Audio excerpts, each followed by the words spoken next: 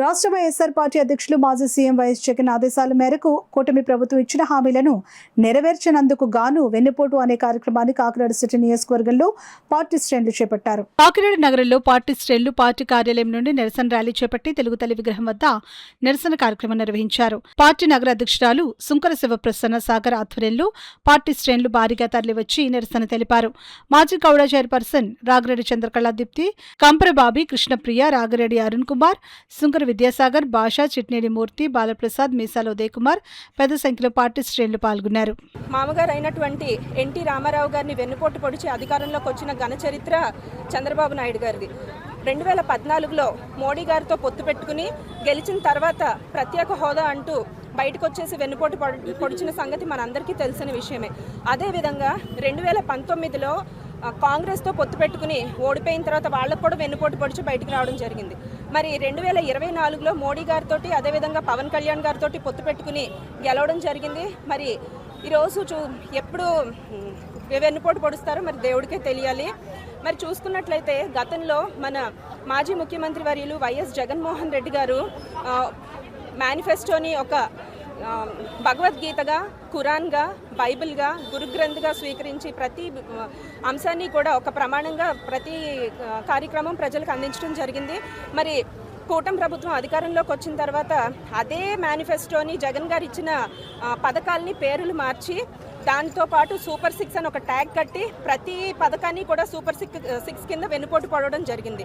మరి గతంలో చూసుకుంటే ఇప్పుడు చూసుకుంటే పరిపాలన ప్రజలందరూ కూడా బాధపడుతున్న సందర్భాలు ఇప్పుడు మనం చూస్తూ ఉన్నాము.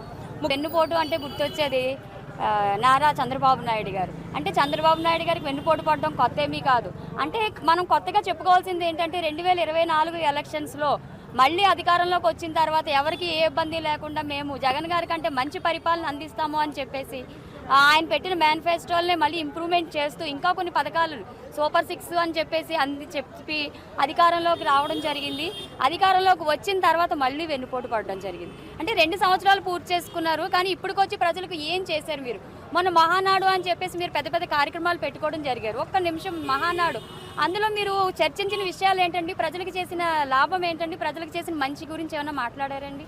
అంటే చేసింది చేయలేనిది కూడా కలిపి మీరు చెప్పుకోవడం జరిగింది. ముఖ్యంగా మహానాడు అన్న కార్యక్రమం మీరు ఎందుకు పెట్టారు? జగన్ గారిని విమర్శించడానికి. మీ మనవల్ని కానీ మిమ్మల్ని కానీ మీ అబ్బాయి గారిని కానీ పొగడడం కోసం పెట్టుకున్న ప్రోగ్రాం కింద ఉంది. కానీ మహానాడు ప్రజలకు మంచి చేయాలి, ప్రజలకి ఇంకా అభివృద్ధిలోకి తీసుకురావాలి అని చెప్పేసి ఏ విధమైన చర్చ కూడా అక్కడ జరగలేదు. మీ అందరినీ కోరుకునేది ఒకటే, ఈరోజు చూసుకుంటే మీరు అధికారంలోకి వచ్చిన తర్వాత ప్రతి ఒక్కళ్ళు కూడా ఇబ్బంది పడింది. విద్యార్థులు, పెన్షన్ అందని ముసలివారు, అదేవిధంగా రీసెంట్గా చూసుకుంటే డిఎస్సి, అందులో కూడా అవకతవకలు జరిగినాయి. అంటే మీరు ఏ విధమైన అభివృద్ధి మీరు చూపించకపోయింది పాను. డిఎస్సిలో మొన్న జరిగిన అవకతవకల గురించి మేమందరం కూడా బయటకు వచ్చి విద్యార్థులు కానీ యువత కానీ అందరూ బయటకు వచ్చి వాళ్ళందరికీ న్యాయం జరగాలి అని చెప్పేసి కోరడం జరిగింది. కోరితే మీరేమన్నారు? అక్కడ ఏ విధమైన అవకతవకలు జరగలేదు, అంతా మంచిగా జరిగింది. ఎందుకంటే మీకు మీడియా ఉంది.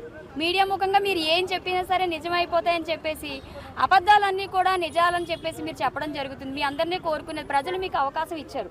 కాబట్టి ఈ అవకాశాన్ని మీరు సద్వినియోగం చేసుకుని అధికారంలోకి వచ్చిన తర్వాత ప్రజలు సామాజికంగా కానీ ఆర్థికంగా కానీ రాజకీయంగా కానీ ఏ విధంగాన ఎదుగుదలకు మీరు కృషి చేయాలి తప్ప ప్రజల్ని ఎప్పుడు ఎన్నుపోటు పడుద్దామా లేదా ఏ శాఖను అందులో అవకతవకలు తీసుకొద్దామని చెప్పేసి మీరు ఆలోచిస్తూ ఉన్నారు.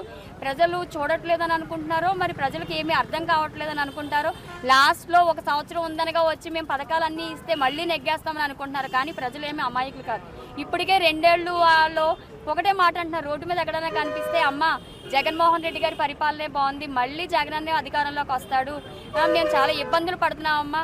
ప్రతి ఒక్కళ్ళు కూడా ఈరోజు మహిళలు ముఖ్యంగా ఒకటే చెప్తున్నారండి, ఆర్థికంగా మేము జగన్మోహన్ రెడ్డి గారు ఉన్నప్పుడు చాలా బాగుంది. ఏ రోజు కూడా మా ఖాతాల్లోనే డబ్బులు మేము మా పిల్లలకు కానీ మా భర్తలకు కానీ ఇచ్చాం, కానీ ఏ రోజు చెయ్యచాపని పరిస్థితి.